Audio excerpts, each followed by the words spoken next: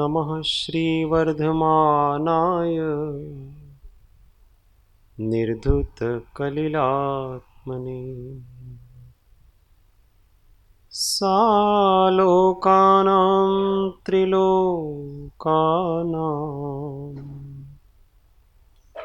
यद्विद्यादर्पणायते महादेव्या कुक्षिरत्नम् शब्दजितर्वात्मजम् राजचन्द्रमहं वन्दे तत्त्वलोचनदायकम् जे स्वरूप समझा विना पाम्यो दुख अनंत समझाव्यो ते पद नमो श्री सद्गुरु भगवन परात्पर गुरुवे नमः परंपराचार्य गुरुवे नमः परम गुरुवे नमः साक्षात् प्रत्यक्ष सद्गुरुवे नमो नमः।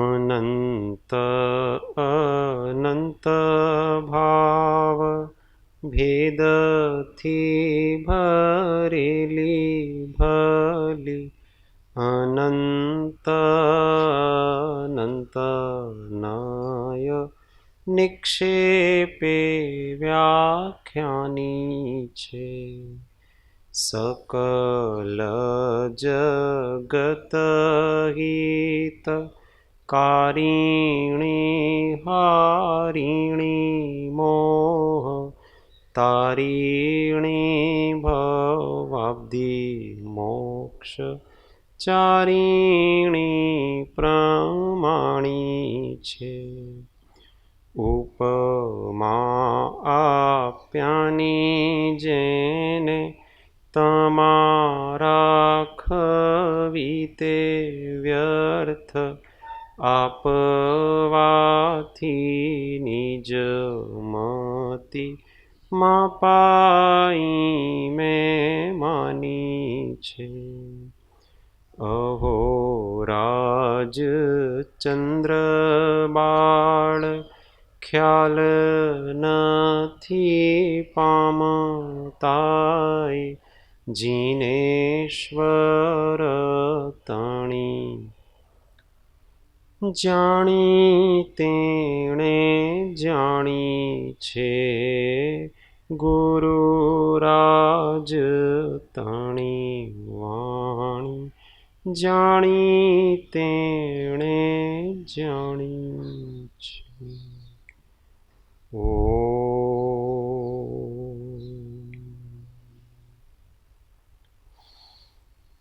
जय सद्गुरुदेव।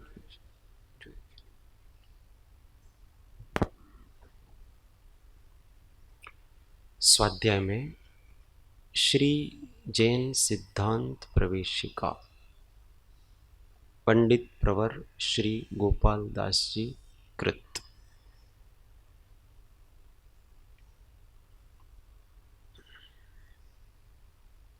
सबसे पहले द्रव्य का लक्षण बताया। द्रव्य किसे कहते हैं? गुणों के समूह को द्रव्य कहते हैं। गुण किसे कहते हैं?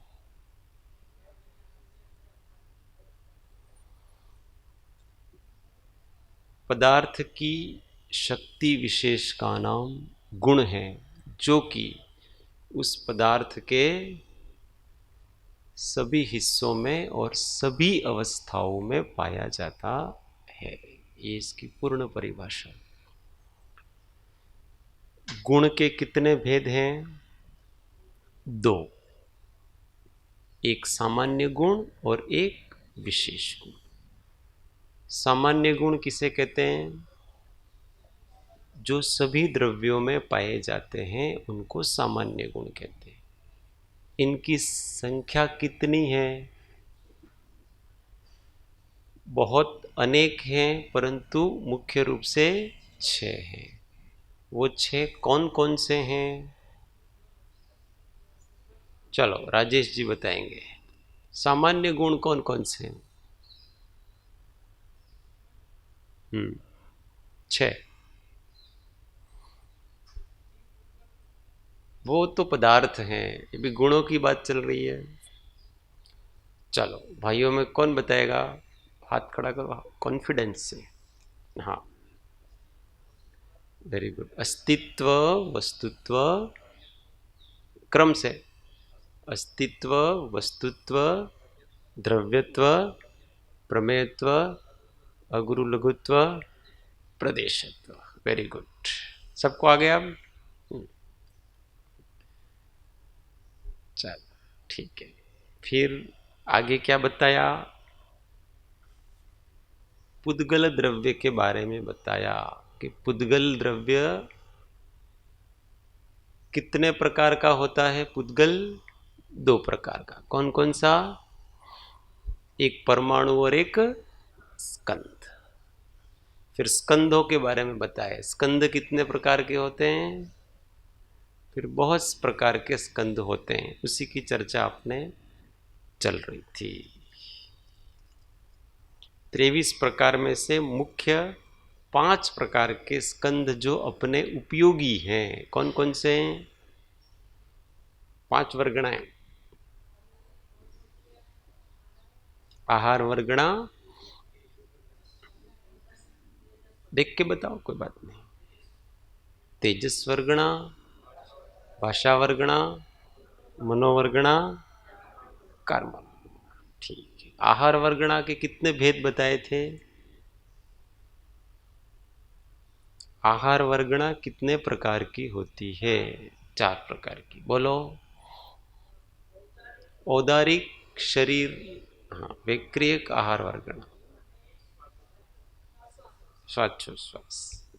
बराबर, वेरी गुड। चलो अब कौन सा प्रश्न चल रहा है आगे? 26 नंबर का ना?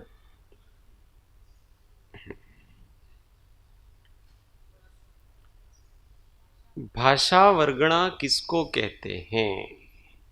उत्तर,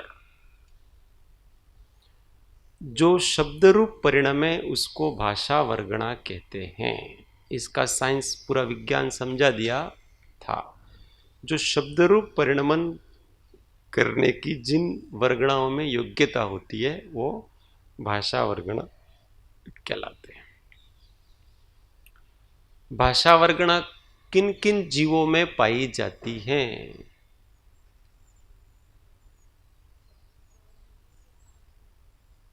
एक इंद्रियों में भाषा वर्गणा होती कि नहीं? नहीं होती। 2 इंद्रिय में? 2 इंद्रिय में? कोई हाँ कह रहा है, कोई ना कह रहा है। हाँ कहने वाले हाथ खड़ा करो। 2 इंद्रिय में। ना कहने वाले बहुत हैं। होती है। कैसे होती है? क्योंकि उनकी कितनी इंद्रियां हैं? 2 इंद्रिया। और रसना इंद्रिया, रसना इंद्रिय इसका मतलब वो बोल सकता है, परंतु वो बोलता हुआ कभी हमको दिखे। जैसे चींटी है तो उसके भाषा वर्गणा होगी कि नहीं होगी? भले हमको पता नहीं पड़े उसकी आवाज, पर होगी कि नहीं होगी? उसकी होगी, क्योंकि वो 2 इंद्रिय है। ऐसे क्योंकि उसकी भाषा पर्याप्ति भी होगी। अभी पर जी, हाँ समझ सकते हैं, क्यों नहीं समझ सकते? वो प्रश्न ऐसा है, बंदर बंदरों की भाषा समझेंगे कि नहीं समझेंगे? समझ जाएंगे, वो उनका परिवार है। हर चीज समझ जाएगा। बंदर का छोटा बच्चा है तो उसको कैसी आवाज निकालेगा, तो उसको क्या चाहिए उसकी माँ समझ सकती है। दूसरे बंदर भी समझ सकते हैं। कुत्ते भौंकते कि नहीं भौंकते हैं? 4 इधर से, एक पार्टी इधर है, एक पार्टी उधर है, एक दूसरे को गीत सुना रहे कि गालियां दे रहे कि वो अपने को पता नहीं है, पर उनको पता है सब कि वो सब क्या कर रहे हैं। तो अपनी अपनी जाति की भाषा समझ में आ जाती है। नारकी तो अपने बोलते हैं वैसे ही बोलते हैं।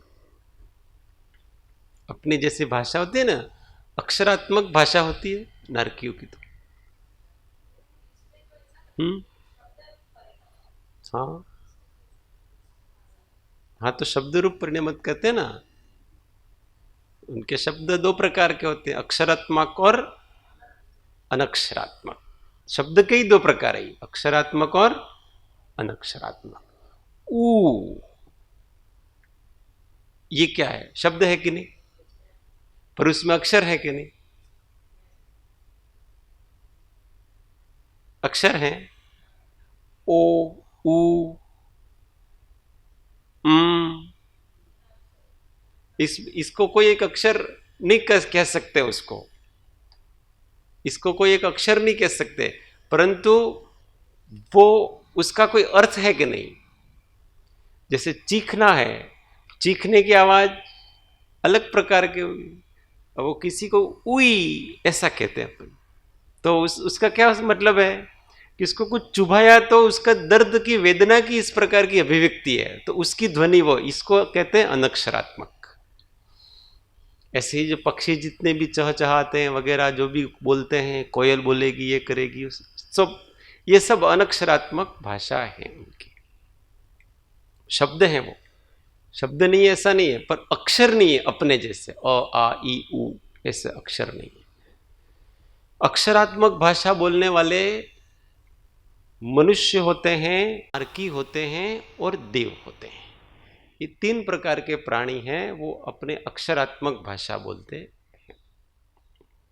इसलिए नरकों में अपने जैसी भाषा चलती है, देवलोक में भी अपने जैसी भाषा चलती। एक दूसरे को गालियां देंगे, पीटेंगे तो गालियां दे दे करके पीटेंगे।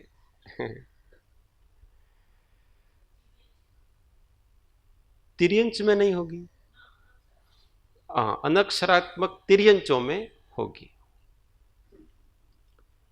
अब कोई कोई ऐसा कहते हैं, होता है शास्त्र में, जैसे तोता, तोता अपने मनुष्य जैसा भी बोलेगा, राम राम वगैरह, पर फिर भी वो उसको अक्षर नहीं कह सकते अपन। हाँ, 27। मनोवर्गणा किसको कहते हैं? उत्तर, जो द्रव्य मन रूप परिणमे उसको मनोवर्गणा कहते हैं। मन के दो प्रकार बताए थे, एक भाव मन और एक द्रव्य मन। संकल्प विकल्प जो आत्मा में जागते हैं वो भाव मन है। वो संकल्प विकल्प जिससे अभिव्यक्त होते हैं, ऐसा जो पौद्गलिक निमित्त है वो मनोवर्गणा है। तो विशेष प्रकार के पुद्गल हैं जिसके निमित्त से ये जीव संकल्प विकल्प कर सकता है। अगर मनोवर्गणा नहीं हो तो संकल्प विकल्प कर सकता नहीं है। कहने का मतलब उसका वो निमित्त पड़ता है, उसका परिणमन होता है। हाँ वो ठीक है, तो उसमें द्रव्य मन ऐसा समझ लेना मनोवर्गणा का।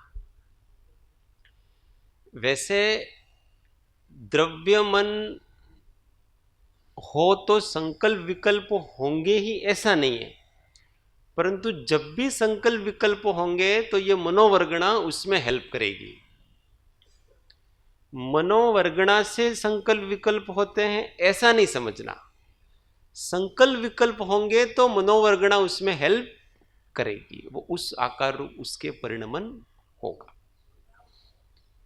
हाँ, नहीं तो जब तक द्रव्य मन हो तब तक संकल्प विकल्प होते रहेंगे। अगर ऐसा माने कि जिसके द्रव्य मन है उसके भाव मन होगा ही होगा, अर्थात संकल्प विकल्प होंगे ही होंगे, अगर ऐसा मानेंगे तो इसमें क्या दोष आएगा? केवली भगवान को भी संकल्प विकल्प होंगे। क्यों? क्योंकि उनके भी द्रव्य मन है, और द्रव्य मन है तो संकल्प विकल्प होंगे, परंतु ऐसा नियम नहीं है कि द्रव्य मन होने से संकल्प विकल्प होते, अर्थात मनोवर्गणा से संकल्प विकल्प होते हैं ऐसा नहीं है। संकल्प विकल्प तो जीव के विभाव परिणमन से होते हैं, वो मोहनीय कर्म के उदय के निमित्त से होते हैं, परंतु उसमें जो निमित्त पड़ता है वो सहायता करेगा उसका, तो वो कौन करेगा? मनोवर्गणा करेगी।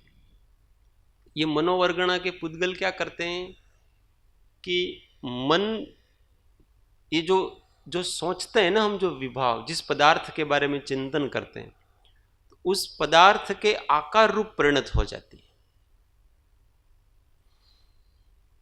मनोपर्यय ज्ञानी क्या करता है, अपन कहते हैं ना, किसी के मन को जानता है, अर्थात उसके मन में क्या चल रहा है वो मनोपर्यय ज्ञानी जानता है। तो वो क्या जानता है, तो वो जो मनोवर्गणा का परिणमन उसके हो रहा है ना, जिस पदार्थ का चिंतन कर रहे हैं, पौद्गलिक पदार्थ का, उस पौद्गलिक पदार्थ के चिंतन के समय उस पौद्गलिक पदार्थ का आकार बन रहा है, उस आकार को दूसरा कोई जानता है, वो मनोवर्गणा उस आकार रूप हो गई, तो मनोपर्यय ज्ञानी उसको जानेगा। हम बैठे बैठे ऐसे घर का चिंतन कर रहे हैं, तो वो मनोवर्गणा उस रूप परिणत होगी और मनोपर्यय ज्ञानी उस प्रकार से उसको जान लेगा। तो ये द्रव्य मन रूप परिणाम है, उसको मनोवर्गणा कहते हैं। 28 कोई प्रश्न इसमें? संकल्प विकल्प संगनी जीवने ज थाय, बराबर है?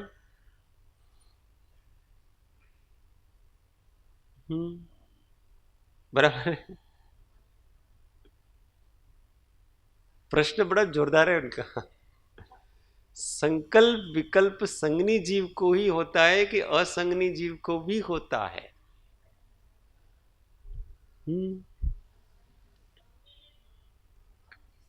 अच्छा, और विभाव संगनी जीव को ही होता है कि असंगनी जीव को ही होता है? सबको होता है। विभाव और संकल्प विकल्प में क्या अंतर है? आपके प्रश्न का उत्तर आपको ही देना है। अच्छा, विचार करने की शक्ति को इन्होंने संकल्प विकल्प कहा, बराबर है? तो विभाव किसको कहेंगे?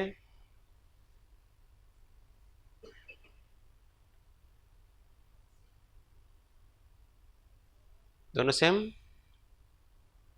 अगर दोनों सेम है तो असंगनी जीवों को संकल्प विकल्प होना चाहिए, और संकल्प विकल्प तो मन से होता है और असंगनी जीवों के मन होता नहीं है, इसलिए इसमें तो आपका सिद्धांत टूट जाएगा। इसलिए असंगनी जीवों को संकल्प विकल्प नहीं हो सकता है, क्योंकि संकल्प विकल्प विचार सहित होता है, विचार सहित होता है, और विचार करने की शक्ति तो असंगनी जीवों को होती नहीं है। परंतु असंगनी जीवों को विभाव अर्थात विकार तो होता है। विकार होने में मन की जरूरत नहीं है, संकल्प विकल्प की जरूरत नहीं है। संकल्प विकल्प किसका नाम है? ये ऐसा है कि ऐसा है, मैं ऐसा करूं, मैं ऐसा नहीं करूं, इस प्रकार का, ये मेरे लिए हितकारी है, ये मेरे लिए अहितकारी है। इस प्रकार का जो सोच विचार है ना, उस सोच विचार का नाम संकल्प विकल्प है। इस प्रकार का संकल्प विकल्प रूप जो मन होता है वो असंगनी जीवों को होता नहीं है, संगनी जीवों को ही होता है।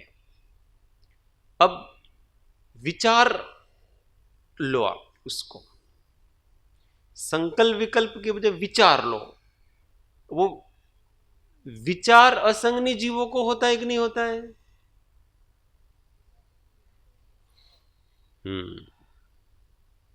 विचार तो होता है, संकल्प विकल्प सोच विचार नहीं होता है। समझ में आई बात? विचार होना और सोच विचार नहीं होना में क्या अंतर है? बुद्धिपूर्वक जो अपना चिंतन है वो तो नहीं होता उनके, परंतु विचार तो है, वो श्रुत ज्ञान की पर्याय है, मति श्रुत ज्ञान। और मति श्रुत ज्ञान तो उनको भी होता है, उनके पास ज्ञान शक्ति है कि नहीं? एक चिट्ठी यहां पर है, उधर आप एक गुड़ की डली रखो, थोड़ी देर में ये चिट्ठी वहां मिलेगी। कारण क्या है? कारण क्या पता है? इस चिट्ठी को उसका, क्योंकि घ्राणेन्द्रिय के द्वारा उसके इष्ट विषय का ज्ञान हुआ। चिट्टी के 3 इंद्रियां होती है, उसमें घ्राणेन्द्रिया होती है। उस घ्राणेन्द्र 4 नहीं 3 घ्राणेन्द्रिय के द्वारा उसको इष्ट पदार्थ का ज्ञान हुआ। वहां पड़ा है मेरा कोई इष्ट पदार्थ। इसकी घ्राणेन्द्रिय इतनी तगड़ी होती है कि बहुत दूर तक उसकी वाइब्रेशंस उसको आते। अब इसने ऐसा सोचा कि मेरा कोई इष्ट पदार्थ वहां पड़ा हुआ है, तो अब मुझे वहां जाना चाहिए। ये कहां से सोचा उसने? ये उपने श्रुत ज्ञान से पता लगाया उन्होंने। उसके पास मन तो नहीं है, पर अबुद्धिपूर्वक की विचार शक्ति है इसके पास। ऐसी विचार शक्ति तो, ऐसी ज्ञान शक्ति, विचार शक्ति सभी जीवों में, एकेंद्रिय जीवों में भी है। इन पेड़ पौधों में भी इस प्रकार की शक्ति तो, अगर वो शक्ति नष्ट हो जाए तो ज्ञान नष्ट हो जाएगा। ज्ञान नष्ट हो जाएगा तो आत्मा जड़ हो जाएगा। इसलिए वो शक्ति होती है। पर संकल्प विकल्प रूप जो बुद्धिपूर्वक का सोच विचार है, वो असंगनी जीवों में होता नहीं है। और विकार करने के लिए सोचने की जरूरत नहीं है। तो ज्ञान गुण है, इसलिए उनमें विचार हैं।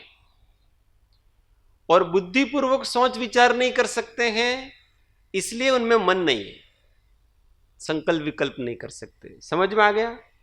विचार है, मन नहीं है, चिंतन नहीं है। विचार और चिंतन भी अंतर है उसमें भी। विचार तो अबुद्धिपूर्वक भी हो रहे हैं, चिंतन में आपकी बुद्धि लगानी पड़ेगी। वो बुद्धिपूर्वक का चिंतन, उनका स्थूल चिंतन नहीं है, वो शक्ति उनके पास नहीं है। इसीलिए तो तत्वार्थों का चिंतन नहीं कर सकते हैं, उसका फिर निर्णय नहीं कर सकते हैं। इस कारण से उनको सम्यक्त्व नहीं हो सकता है। वो तो अपनी अनादि की संज्ञाएं होती है ना, आहार भय, इसी के हिसाब से चलते हैं। तो आहार संज्ञा पड़ी है, उससे उसका ज्ञान है वो उत्पन्न हुआ क्षयोपशम, उस आहार संज्ञा को पाने के लिए, और फिर अपने इष्ट विषय की खोज करते हुए वहां तक पहुंच जाता। ये सब उनके अबुद्धिपूर्वक होता है, कर्म फल चेतना से होता है। कोई विकार करना है तो उसमें मन की आवश्यकता भी नहीं है, विचार की आवश्यकता भी नहीं है। समझ में आ रही बात? क्रोध करना है, सोच विचार की आवश्यकता है नहीं। इसलिए एकेंद्रिय भी विकार कर सकता है, कर सकता है। सारी कषाय उसके अंदर पड़ी हुई है, 2 इंद्रिय के पास भी सारी कषाय पड़ी हुई है, लोभ भी पड़ा है सब, क्योंकि उसमें तो कोई सोच विचार की आवश्यकता नहीं है, औदयिक भाव है। उदय के लिए सोचना नहीं पड़ता है। समझ में आ गई बात? इसलिए अब क्या सिद्धांत निकला इसमें से? असंगनी जीवों के विचार होते हैं, मन नहीं होता है, विकार भी होते हैं।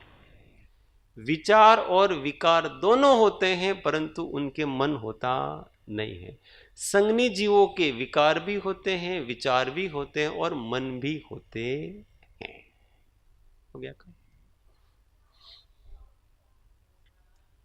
विचार और विभाव में क्या अंतर है? विचार ज्ञान गुण की पर्याय है, और विकार है वो मोहनीय कर्म के उदय से उत्पन्न है। एक औदयिक भाव है, एक क्षयोपशमिक भाव है। औदयिक भाव उदय से चलता है, क्षयोपशमिक भाव कर्म के क्षयोपशम से चलता है। क्षयोपशम नाम उसका है कि वहां गुण का प्रागट्य हो रहा है। उदय उसका नाम है जहां गुण आवृत हो रहा है। दोनों में दिन रात का अंतर है। एक में आवरण आ रहा है, आवरण के कारण से वो उत्पन्न हो रहा है, और एक में उसका उघाड़ हो रहा है। समझ में आ रही बात? फिर से समझ रहे? ये तो बहुत बार समझाते, पर एक बार समझ ले। विचार किया हमने, भूख लगी, तो भूख लगी तो खाने की इच्छा हुई।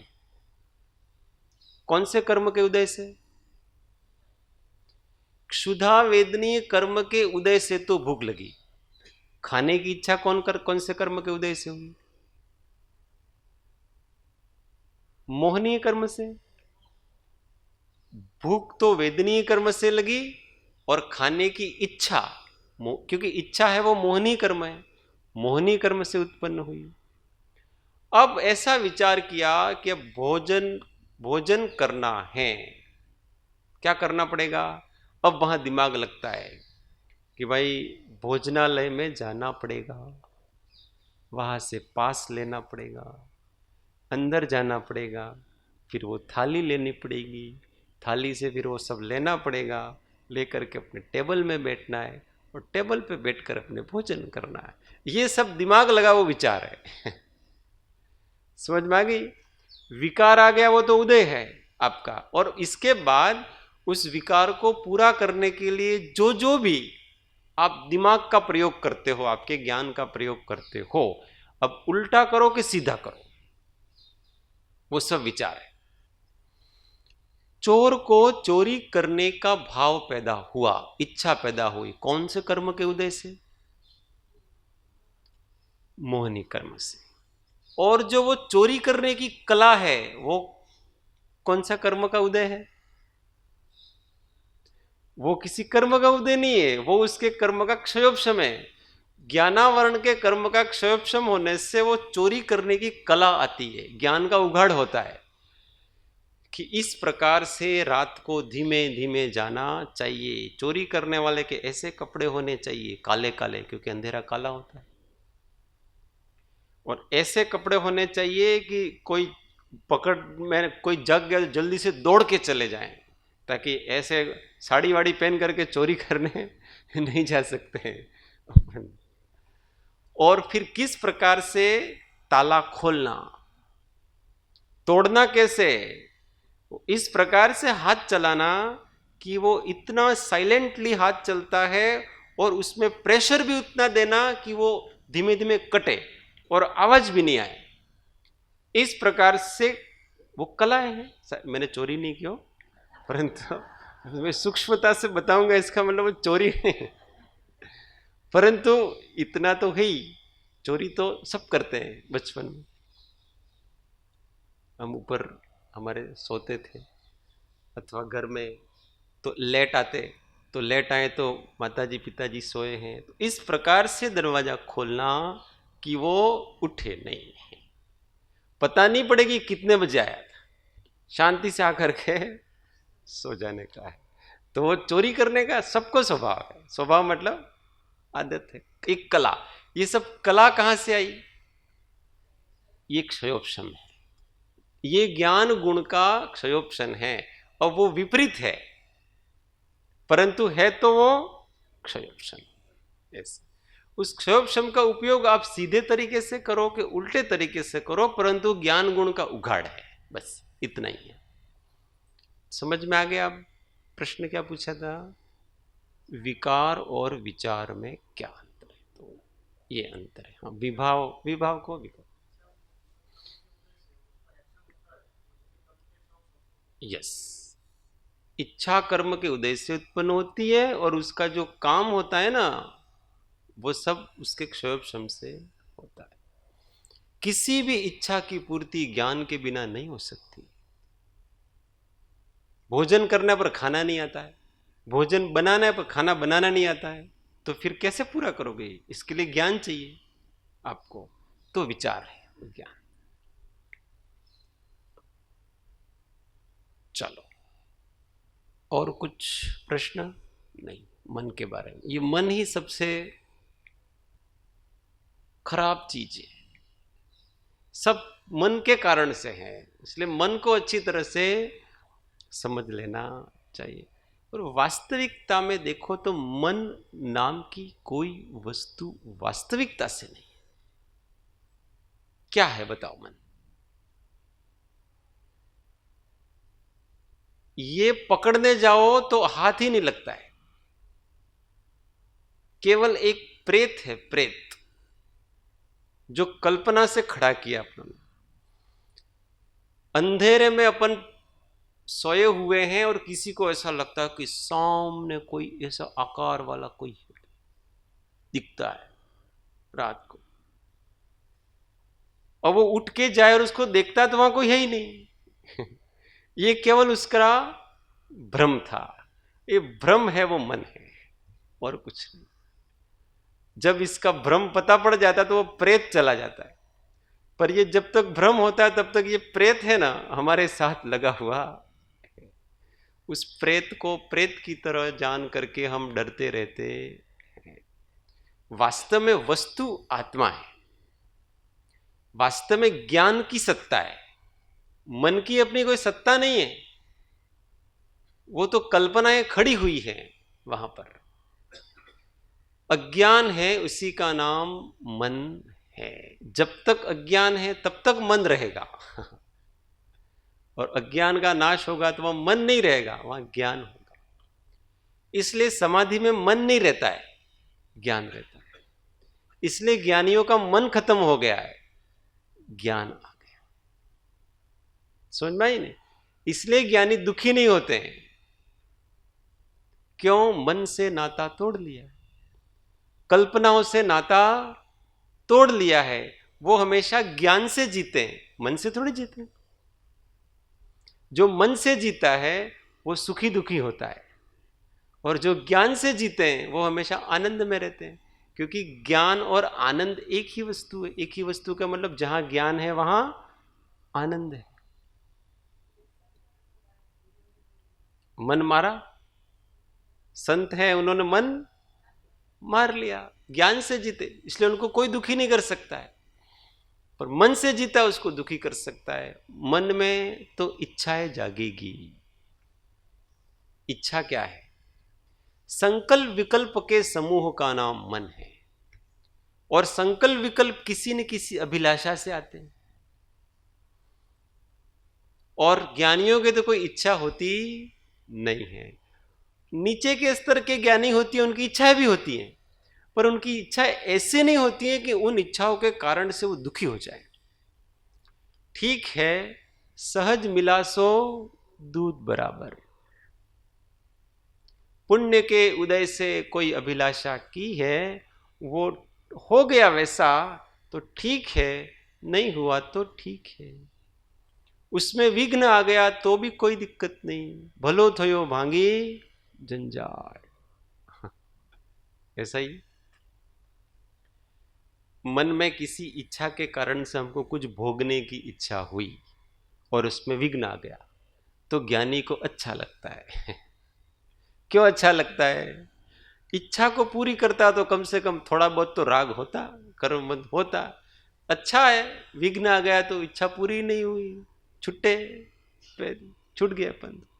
ऐसे तो वो हमेशा ज्ञान से जीते, दुख नहीं होता। इसलिए अज्ञानी को दुख होता है, जैसा चाहता है वैसा अगर नहीं हुआ तो टेंशन हो जाती है। और किसी ने विघ्न डाल दिया तो उस विघ्नकर्ता के ऊपर बहुत गुस्सा आता है कि तुमने मेरे काम में विघ्न डाल दिया। ज्ञानी को ऐसा नहीं होता।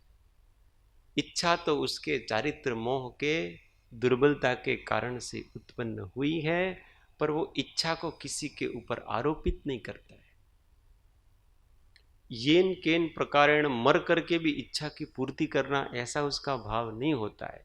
सहज भाव से हमारी इच्छा पूर्ति हो गई तो ठीक है, अगर इसमें किसी ने विघ्न डाल दिया तो भी कोई बात नहीं। ऐसा ज्ञानी का स्वरूप होता है। अब ऐसे व्यक्ति को कौन दुखी कर सकता है? जिसने दुखी नहीं होने का संकल्प कर रखा है, उसको कौन दुखी करेगा? और जिसको सुख ही नहीं चाहिए उसको कौन दुखी करेगा? सुख ही नहीं चाहिए का मतलब संसार का कोई सुख नहीं चाहिए, जिसको कोई वस्तु जिसको नहीं चाहिए उसको आप कैसे दुखी करोगे?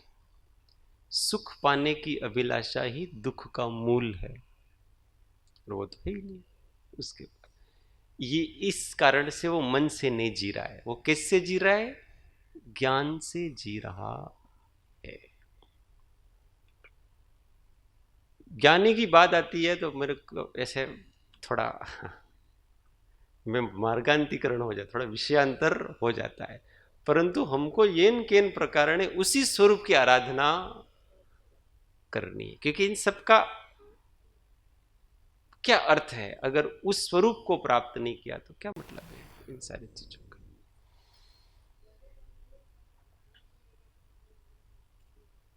हाँ, द्रव्य मन,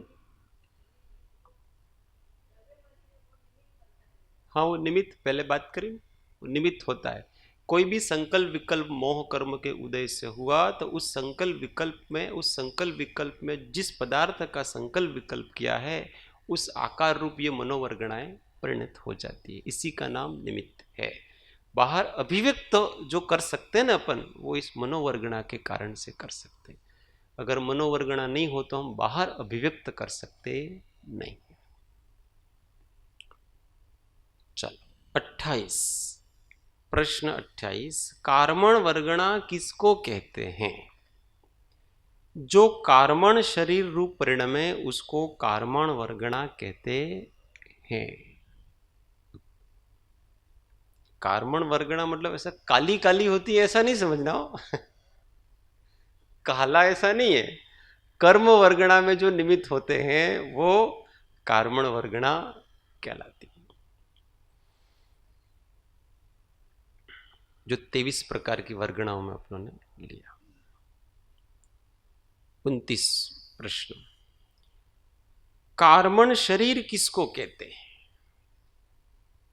उत्तर, ज्ञानावरणादि अष्ट कर्मों के समूह को कार्मण शरीर कहते हैं। 8 कर्म एक साथ जब मिलते हैं तो शरीर बनता है। उसका आकार कैसा होता है?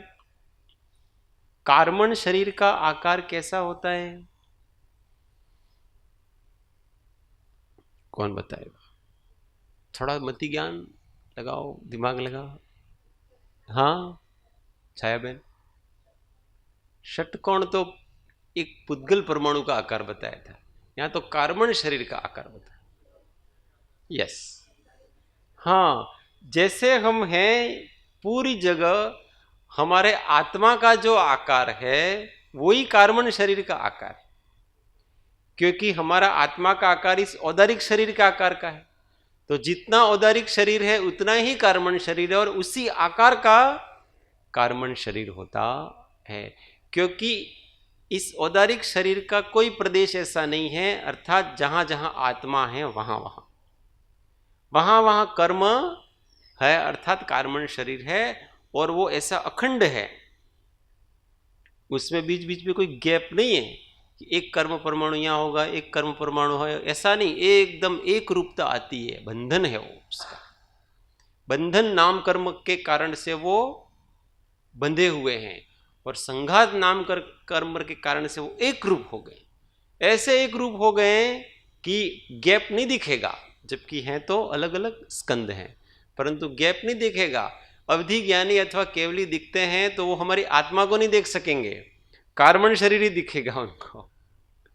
अरूपी आत्मा को तो वो अपने अन्य ज्ञान से दिखते हैं, परंतु वो कार्बन शरीर को देखेंगे तो कार्बन शरीर पूरा अपने आत्मा के ऊपर ढका हुआ है। जितना जितना आत्मा है उन सारे प्रदेशों के ऊपर ये कार्बन वर्गणाएं, कर्म वर्गणाएं लगी हुई होती हैं। जहां जहां आत्म प्रदेश नहीं है वहां वहां ये कार्बन वर्गणाएं नहीं है। जैसे बालों में बड़े हुए बाल है ना, अब वहां कार्बन वर्गणा नहीं होगी। बड़े हुए नाखून हैं, वहां कार्बन वर्गणाएं नहीं होगी, क्योंकि वहां आत्म प्रदेश भी नहीं। जहां जहां आत्म प्रदेश है वो आत्म प्रदेश के ऊपर ही कर्म वर्गणाएं, अन्य जगह नहीं।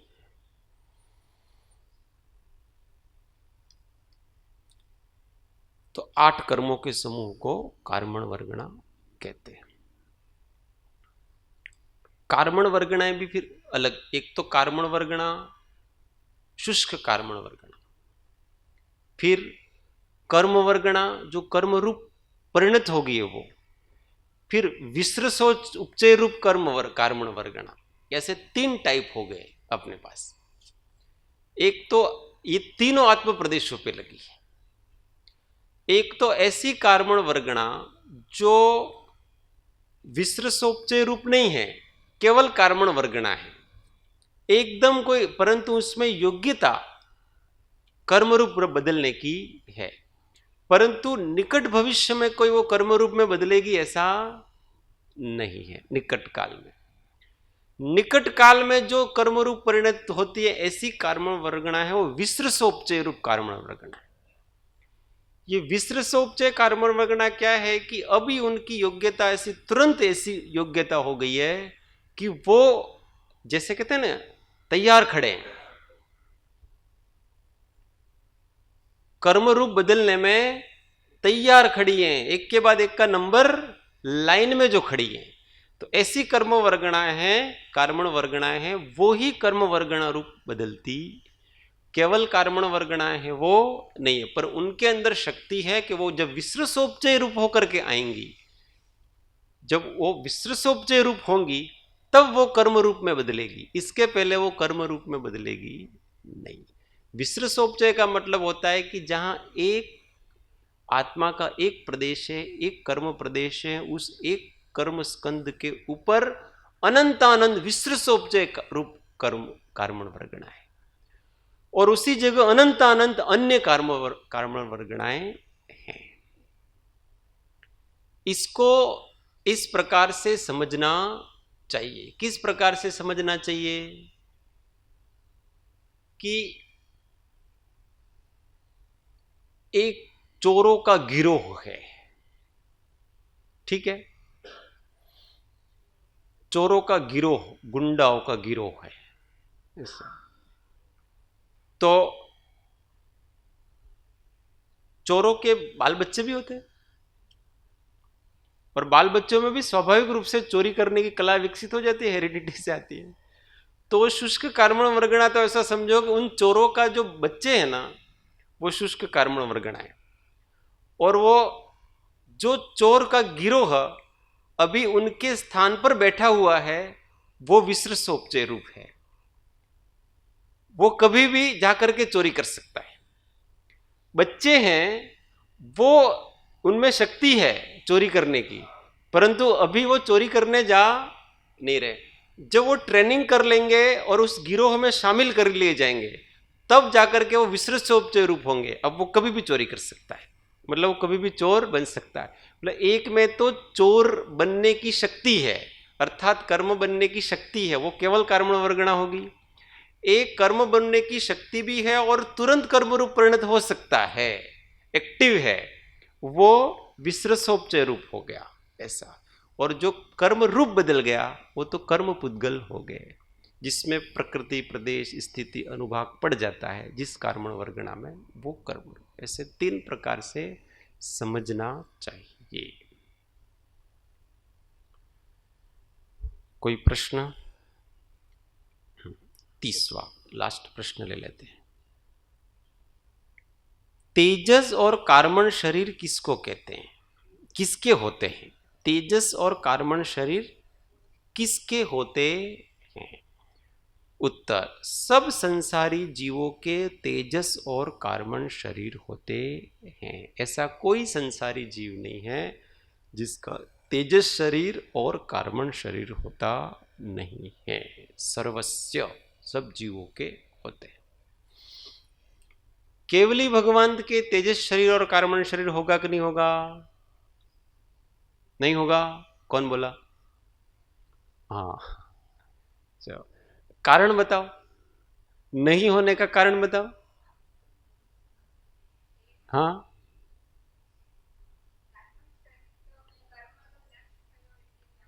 केवली भगवान मतलब यहां अरिहंत की बात कर रहे हैं अपन, सिद्ध की बात नहीं कर रहे। अरिहंत भगवान के तेजस और कार्मण शरीर होगा कि नहीं होगा? उनके तो औदारिक ही है, तो तेजस और कर्मण तो होगा ही होगा। 4 कर्म नाश हो गए हैं, पर 4 कर्म तो हैं अघातिया कर्म, वो भी आत्म प्रदेशों पर लगे हुए ही हैं, इसलिए उनके भी कर्म शरीर है। और जहां कार्मण शरीर होता है वहां तेजस शरीर होता ही होता है।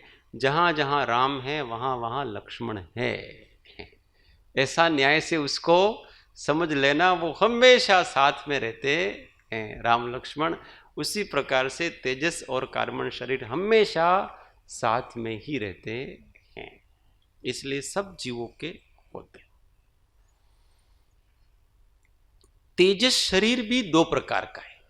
जिस प्रकार से पिछली बार अभी लिखा तो विक्रिय शरीर और विक्रिया लब्धि दो वस्तुएं थी, उसी प्रकार से तेजस शरीर और तेजस लब्धि,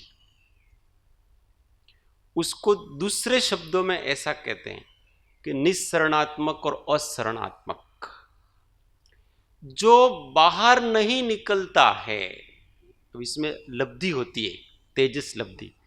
तेजस लब्धि में क्या होता है, तेजस शरीर को पहले मूल समझो।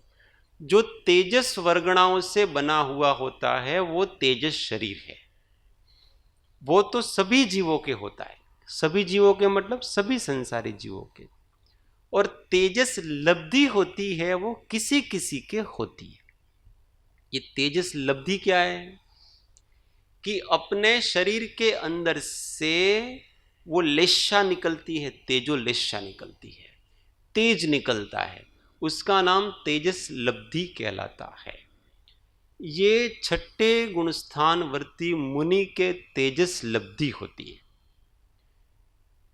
वो तेजस लब्धि क्या होता है कि एक बाएं कंधे से निकलती है, एक दाहिने कंधे से निकलती है। अशुभ तेजस और शुभ तेजस, ऐसा दो प्रकार का तेजस है। तो बाएं कंधे से अशुभ तेजस शरीर निकलता है, उसका आकार बिलाव मतलब बिल्ली की आंखों का चेहरा ऐसा आकार का होता है। और वो क्या करता है, मुनि जो चाहता है, अंदर किसी मुनि को गुस्सा आ जाता है तो उससे वो तेजोलेशा निकलती है उसके, और सब कुछ भस्म हो जाता है। ये भी एक प्रकार का तेजस शरीर है, वो निस्सरणात्मक है, बाहर निकलता है। और उसी प्रकार से शुभ तेजस होता है। कभी किसी को अकाल पड़ा, कहीं महामारी हुई, तो किसी मुनि को दया आ जाती है कि भाई इतना सारा ये महामारी चल रही है, लोगों का कल्याण हो जाए। तो उस मुनि के शरीर से, इस बाएं दाहिने कंधे से एक बहुत ही सुंदर आकार का शरीर निकलता है, लेशा निकलती है। वो आसपास के मतलब 12 योजन के क्षेत्र में उसका एक अपना सीमा है। तो वहां जहां जो भी महामारी वगैरह वो सब नष्ट करके वो वापस आ जाता है। और अशुभ तेजस है, वो 12 योजन की दूरी में जहां भी उसको जो अनिष्ट करना है वो अनिष्ट करके आ जाता है, और फिर वो उस मुनि का भी अनिष्ट कर देता है, अर्थात उसको भी भस्म कर देता। अशुभ तेजस वाला मुनि होता है वो स्वयं भी मर जाता है, दूसरे को भी मारता है। और शुभ तेजस वाला है वो स्वयं भी रक्षित है और दूसरों की भी रक्षा करता है। तो ये तेजस लब्धि कहलाती, ये किसी किसी की होती। जैसे द्विपायन मुनि ने द्वारिका का भस्म कर दिया, तो ये अशुभ तेजस होता है। हाँ, वो भी कह सकते हैं, ये लब्धि अलग अलग प्राप्त हो सकती। यहां तक रखते हैं अपन। आगे कोई प्रश्न किसी को? वो नहीं, ये तेजोलेशा मतलब ये तेजस लब्धि, इसको तेजोलेशा कहते हैं। वो लेशा अलग है। वो सावधान। कमर सीधी, गर्दन सीधी, सहज आसन।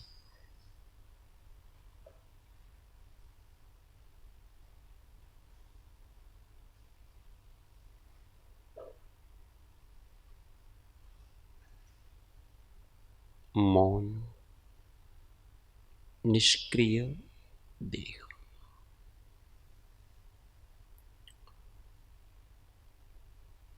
शरीर की चेष्टा करने को अभिप्राय का त्याग करना,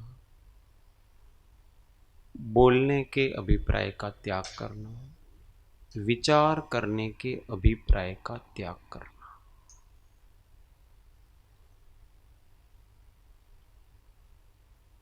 अपने सत स्वरूप की खोज करना।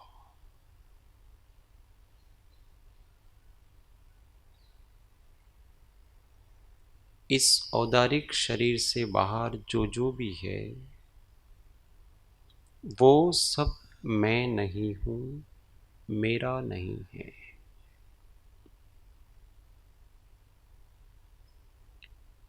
क्योंकि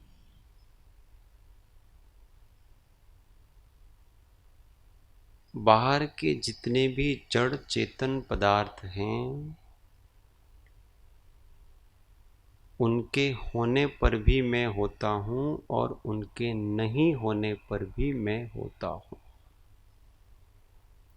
इसीलिए मैं उनसे निरपेक्ष हूँ, स्वतंत्र हूँ। ये जो औदारिक शरीर है, जो औदारिक वर्गणाओं से बना हुआ है, वो भी पुद्गल द्रव्य होने से मैं नहीं हूँ। मैं इनसे स्पष्ट भिन्न चेतन स्वभावी हूँ।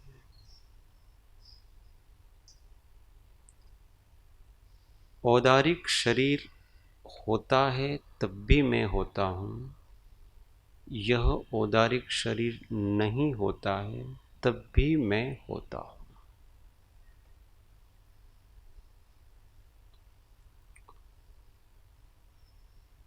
निद्रा में जब इस देह का भान नहीं होता है उस समय भी मैं होता हूँ।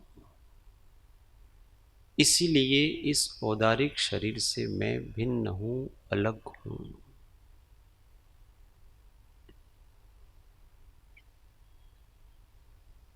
तेजस शरीर जो शरीर को कांति देता है वो भी मैं नहीं हूँ।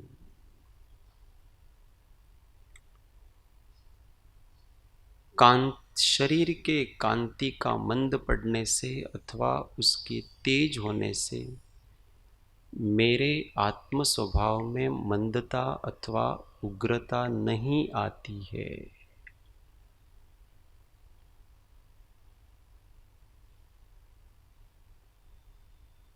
तेजस हो अथवा नहीं हो, दोनों परिस्थितियों में मैं रहता हूँ।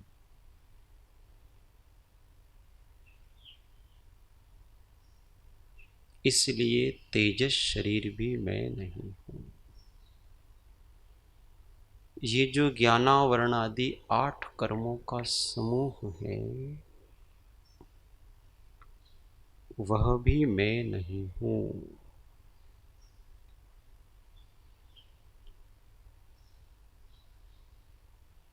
क्योंकि वह भी स्पष्ट पौद्गलिक हैं, अनित्य स्वरूपी हैं। कर्म का उदय तीव्र होता है तब भी मैं रहता हूँ, कर्म का उदय मंद होता है तब भी मैं रहता हूँ, कर्म का अनुदय होता है तब भी मैं रहता हूँ, कर्म का अभाव हो जाता है तब भी मैं रहता हूँ। इसलिए मेरी सत्ता कर्म की निरपेक्ष है।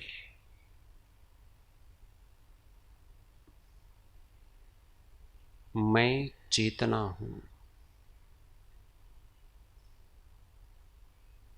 चेतना का स्वभाव कर्म के स्वभाव से अत्यंत अलग है।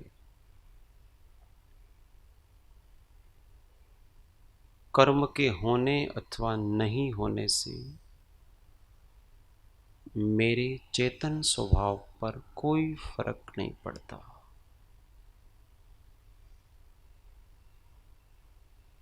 मैं स्वतंत्र निराला सत्ताभूत पदार्थ हूँ।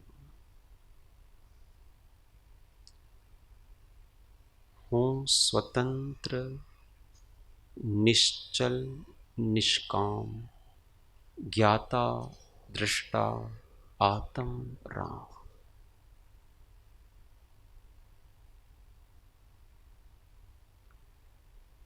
वर्तमान में भी मैं स्वतंत्र ही हूँ।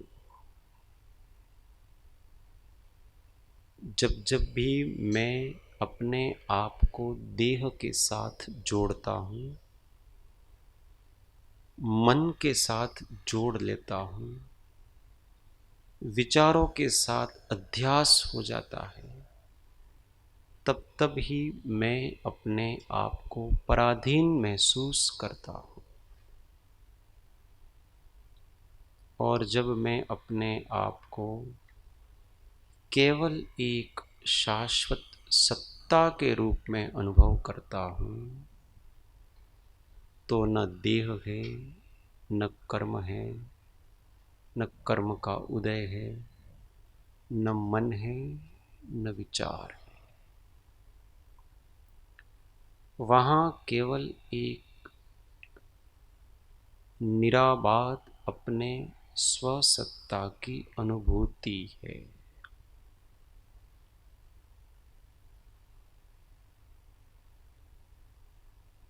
मैं वह अनुभूति हूँ।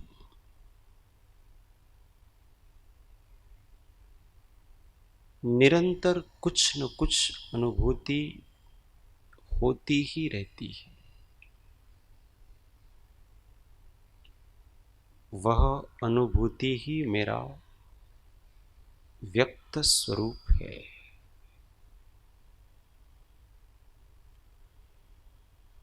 इसीलिए शरीर, शरीर से बाहर के पदार्थ, कर्म का उदय, मन के संकल्प विकल्प, इन सब से उपेक्षित होकर के एक निराबाध चैतन्य के प्रवाह की जो अनुभूति निरंतर अपने होने पने के रूप में हो रही है, उसी में उपयोग को लगाना।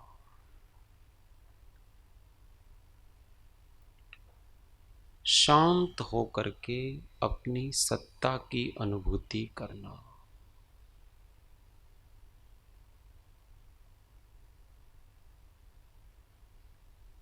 अपनी सत्ता के अतिरिक्त मैं कुछ नहीं हूं, केवल एक चेतना हूं जो सहज है, शांत है, निराकुल है, मात्र है।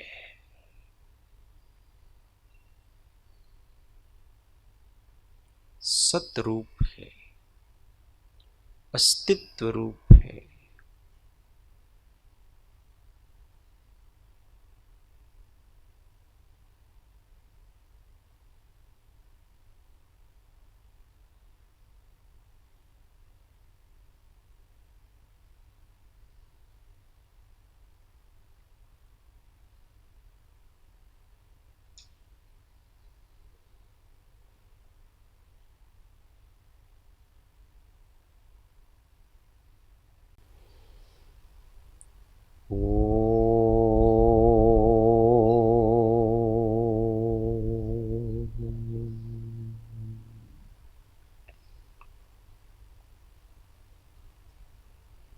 देह छता जेनी दशा वर्ते देहाती, ते ज्ञानी ना चरण मां हो वंदन अगणित। ते ज्ञानी ना चरण मां हो वंदन अगणित। सद्गुरु देव की जय। परम कृपालु देव की जय। त्रिलोकनाथ की जय। सब संतन की जय। आनंद घन। ओम।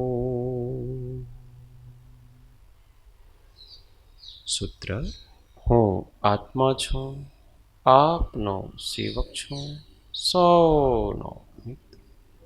हूँ आत्मा छूं, आपनो सेवक छूं, सौनो मित्र छूं। हूँ आत्मा छूं, आपनो सेवक छूं, सौनो मित्र छूं। ओम। शांति शांति शांति। जय सद्गुरुवंदना।